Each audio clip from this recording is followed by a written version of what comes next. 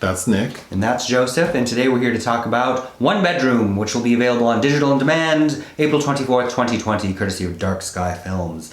It is the directorial debut of one David Marmor, and it premiered at the 2019 Fantasia International Film Festival. There's a Fantastic Fest. There's a Fantastic Fest, and that is not what I'm talking about. This is the Fantasia International Film Festival. Okay. It's a different entity. I know that, but which one's more known? Because I feel like I know Fantastic Fest. I don't know. I think we'd have to have representatives from each one to duke that out, because I don't know their numbers. Anyway, the title of this film is 1BR. Yes, which I am actually just assuming you have to pronounce One Bedroom, much like Mulholland Drive, for instance. Yes. Which reminds me of a story, because when I was in high school when that came out, and I remember clearly when it came out to rent on VHS, I was with a girlfriend, a friend that's a girl, not an actual girlfriend. Clearly. Well, you have to stipulate these things. It's 2020. I did have a girlfriend at that time. She had one leg. Poor thing. She did have one leg. She was older. She could buy liquor. Wow. Anyway, this young woman was perusing the video shelf and said, "Oh, what's Mulholland Doctor about?" And that was the last time I might have been at the video store with her. Anyway. Describe the plot of 1BR. 1BR is about a ingenue named Sarah, played by a relative newcomer, Nicole Brydon Bloom, comes to LA with dreams of being a costume designer. She finds an ad in, well, she goes to an open house for this apartment complex that has a one bedroom available, and they select her even though she really has no references or job at this time, and she's overjoyed to hear that. We learn that she's kind of is distanced from her father back home. We don't know why yet. She also finds a job as a temp in some nameless banal office that takes advantage of her, and she makes a friend, Lisa, played by Celeste Sully, who is much more aggressive and kind of a go-getter. And then things take a dark turn rather swiftly when Sarah's cat gets stuck in the oven by one of the neighbors who claim that she's not supposed to have a cat. And then we learn that they're a cult and that they are there to brainwash her violently. Yeah.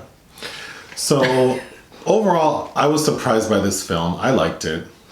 Yes, mainly because it seems like something that's one of those B or C grade things that's going to be predictable and nonsensical and poorly acted and poor everything. And I think you can even make a justification for some of those red flags of the quality in the beginning, because those red flags are supposed to be there in service of the plot mechanism. Yeah, so after we finished, I said, I think this film is a good example of someone making the most of all of the resources they had, like optimizing the script, making use of the locations. I really think this was like very efficient, effective filmmaking. I agree, and it is even a tad predictable, but that almost doesn't even matter. It didn't, and I think because the mood is right. Yes, and like you said, kind of because immediately it's clear something's off. Yes. Right. Like. Yeah. So the character actress Susan Davis, who's herself playing like a woman who was once a Hollywood starlet, is bringing Sarah around to all these people at this barbecue that's also doubling as her welcoming. And right away, especially if you're not from LA, it's like this shit does not happen. Like, we have lived places for years in complexes, and you don't say shit to neighbors unless you're complaining. Well, so her neighbors are super friendly. Yes, and she's introducing them to people like, here's so-and-so, he's a doctor, and here's his wife, who's an even bigger lawyer. And it's like, those people aren't living in this complex. Well, so the point is, like, right away, something's off. Mm-hmm. And I think it's effective because the pacing. Right. Oh, and there's somebody handing out, a one-eyed man named Lester is handing out, or is reading a book called The Power of Community. So kind of where that might be going. I was gonna say, I feel like the story is a mix of like Scientology with like Charles Manson. Oh, sure, yeah. And LA is a very good place for, and I think a lot of our discussions after the film were about how LA is a really good place for that. The people are susceptible to craziness here. To joining a mind fuck cult like that. What's that Strangers with Candy episode? Oh yeah. But you know, this to me felt like in 30 years, if there's any kind of, if people are watching things in any kind of tangible way, it's kind of like how Arrow Video will put out like these B/C grade genre films from the 70s that have been completely obscured, that are actually quite wonderful. To me, this is that kind of a film that it might not be remembered, but I think somebody will pick it up somewhere and be like, oh, this is not par for the course, because its influences are all very kind of important genre films. Like it reminded me of Polanski's Apartment trilogy, which includes, of course, The Tenant and Rosemary's Baby and Repulsion. You also mentioned that film, The Invitation. Oh yeah, Karen Kusama's 2015 The Invitation, which has a lot of very similarity. That's set in the Hollywood films, basically one locale, a cult thing going on. And the finale of that is very similar to this, where the survivor goes out into the Los Angeles night and sees, you know, red lights flashing, and that's kind of a similar twist. But, well, yeah, so what did you like about this film besides that? I thought the acting was strong. Yeah, actually, surprisingly. I think the acting was strong. I think the story is just, it's predictable and a little, I don't want to say basic, but I think it's very effective. I think it's effective too. Yeah. I think you said Susan Davis reminded you of, you said that lady from Flowers in the Attic, and I said Louise Fletcher, and you said no, Ellen Burstyn. Ellen Burstyn. The Lifetime remake of those films. Celeste Sully, who plays Lisa, her friend from work you also liked, and looking her up, she played Pebbles in Unbreak My Heart, the Toni Braxton, which I have seen. I'll need to rewatch it. For her. And the apartment complex is run by Jerry and Janice. Jerry is played by Taylor Nichols, who was the lead in Whit Stillman's 1990 Metropolitan. And Janice is, of course, played by Naomi Grossman, who was Pepper on American Horror Story. And who's the young guy, like the handsome neighbor? Brian, played by Giles Matthey. Yeah.